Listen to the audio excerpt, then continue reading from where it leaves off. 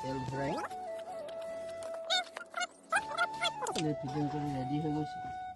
এতিয়া যাম আমি লৈ জংঘল কাটি।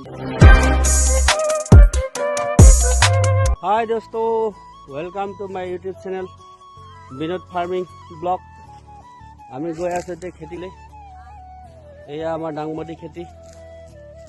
एतिया बर्तमान डांगबडी तली आमी सफा करिम। ए मेचिन লৈ गई आছো।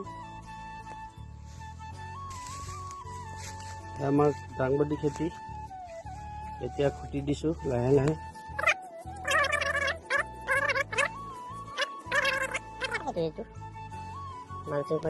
मेशिन स्टार्ट दिम।